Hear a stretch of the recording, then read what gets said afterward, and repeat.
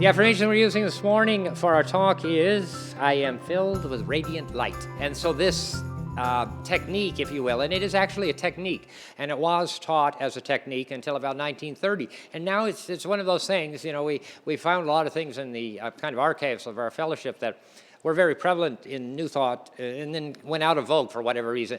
But this is a technique that was actually taught to New Thought students and Truth students about dealing with daily problems. And the question that we're inviting you to ask in your private reflection this week is, what do I see in the light? What do I see in the light? The messages and the impetus behind the teachings that we share in this entire movement have to do with your and my personal relationship with the presence and the power of God. And it doesn't have to do with a church or an organization or a ministry or anything. It has to do with how you and I relate to the presence and power of God, and how we relate to each other, and how we relate to the presence of God. The problem is going to be solved, if there is a problem in our lives, by our understanding of the relationship that we have with other people and with the presence and power of God. And so these affirmations are only useful if they are meaningful to us and if they belong to us. If they don't belong to us, they're just a platitude that you put up on the wall, and it sounds really good. So we go back to, what do I see in the light? What is the light in your life? What is the light? And so this idea of this experiment, I think it was called at one time, was called the experiment in love. And what it was seeing people, circumstances, and situations in the light. And what was the light? God. What was the light? Reality. What was the light? The presence of that which was real. The essential understanding of this, and the reason for it was to deal with things that happen in our lives that are challenges and difficulties, and how we can see them in the light. And so the exercise is real simple, and it said that you would choose a person that you don't like. Now, all of us have that. We usually don't have to stretch too far, but try to find a person you don't like. And stop thinking about the person. Stop thinking about what it is they do, whatever it is they say, whatever the problem is. Stop thinking about that and just see the person filled with the light of Christ and God. Nothing else. No judgment, no decision, no wanting. You know, we get this idea that if we want it, and it comes from this kind of perverted teaching that we've had over the last 20 or 30 years, that we can manifest these things. We're not manifesting anything. What we are doing is calling forth that which is. And that's not manifestation, because manifestation is already here. We just can't see it. So we're not manifesting what we want. The person that you have a problem with is none of your business.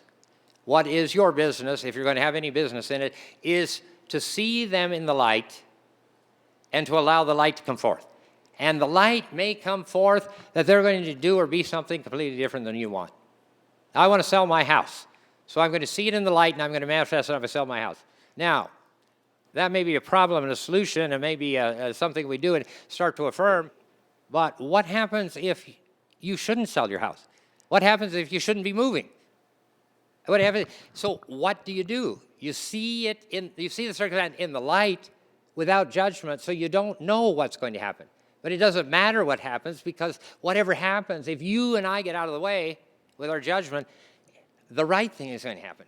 And what this experiment said was to take a problem, a challenge, or difficulty, and put a time frame on it, and see that person or situation in the light. And the key was to put a time frame on it. And so you see the person in the light. You say you have a disagreeable neighbor, and you just don't get along with her, you can't stand her, and all right, so stop thinking about the neighbor, stop thinking about what she's doing, stop thinking about the way you hate her, stop thinking about the way you want her to be, and just say, she's a child of God. And what do we know about every child of God? We see them. I behold the Christ in them. Very basic stuff that we've given up. So if you see the Christ in them, but then you're saying, but she's an old biddy. Well, something is wrong here. So you have to stop thinking she's an old so-and-so, and you have to see her in the light. And so then what they said was, this faith is so scientific that if you assign a time frame to it, that it will happen. If you apply it, if you apply the teaching, because there's a science to it, and that is that it works. And it works if you apply the science and claim the principles. And so what they said was, and I think in one writing that I had from a printing from the 20s, it said usually 3 months is a good time frame. Give it 3 months. And during the 3 months, what do? In your meditation, in your prayer, in your reflection, in your thought, you see them in the light, see them in the light, see them in the light. Now, when you see them in the light, the real problem is you cannot see them in the light that you see them in. And you can't be God in the process, so you get out of it. You get out of it. It's none of your business whether she is a so-and-so or what's going to happen. Because in the course of that time, and what this exercise said, if you do this with everything that comes into your life that's a problem, people, events, illnesses, finances, all of it, and you see it in the light, forget about judgment, forget about what you want, forget about what you think ought to happen, forget about that, because that will take care of itself if we operate according to the principle and allow the principle to come forth. Then, within that time frame, you're going to have a result.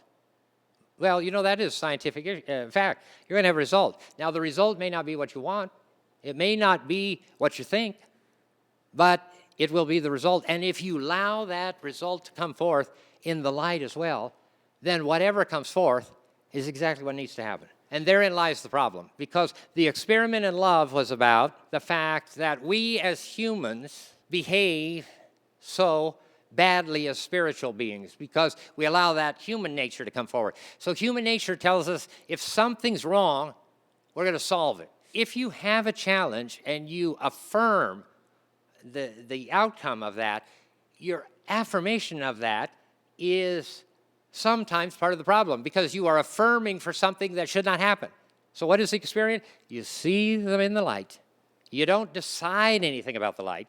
And what do you know? What is the light? What light are you putting in? As soon as you affirm and try to create or manifest, you're directing this. And I don't know about you, but I'm not so successful that I would direct the entire universe, right now. So it is to let the presence and power come forth, and that is to let the light come forth. And it may be what we want, may not be what we want, maybe something totally different, but then whatever the outcome is, that's what it is. And then the end of the experiment is that you bless it and release it. You bless it and release it. Now, what if she didn't change, this lady? Now, in 3 months, if you did what we talked about, the experiment, saw her in the light, affirmed her in the light, went through that process and exercise religiously, if you would, in 3 months, something's going to be different. She's going to be different. You're going to be different. You're going to see it differently. All these things. But something is going to be different. And out of that something that is different, if you did it right and did it honorably and didn't get in the way and become a participant, then, and only then, you know that that is the outcome that was meant to be. And so then what happens is we don't have to worry about the outcome. We don't have to direct anything. We don't have to draw it to us. We have to be in the light of truth. And the light of truth is just there if we could get out of the way. If we get out of the way.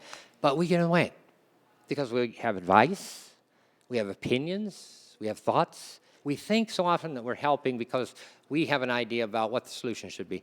About if you lose your job, you think, well, I would like to have another job. We begin envisioning, and we begin structuring, we're creating. But we want to create so often what we want on a human level.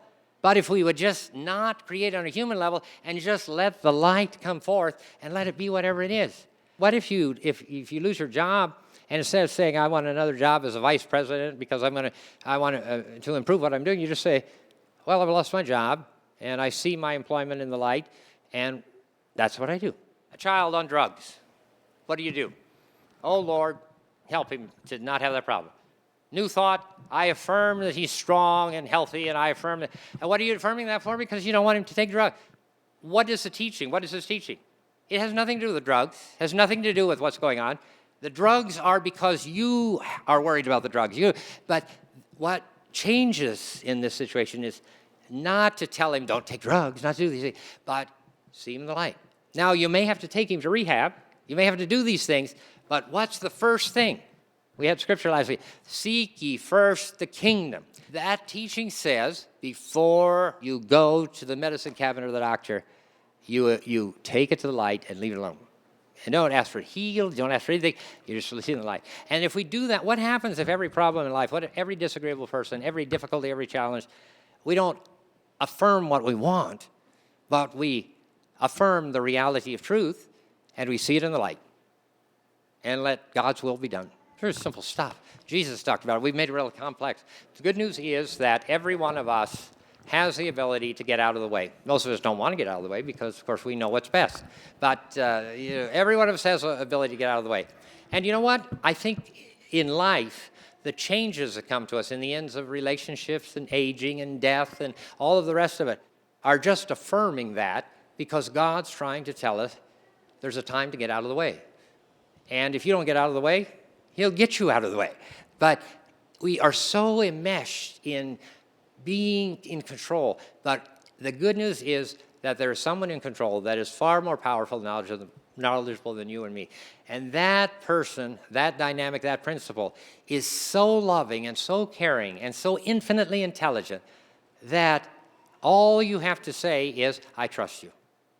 I don't know what's going to happen. I trust you. That's all. And I see it done. And let the reality come forth. How wonderful and magnificent it is. Because then there's no burden. There's no judgment. There's no anger. There's no upset.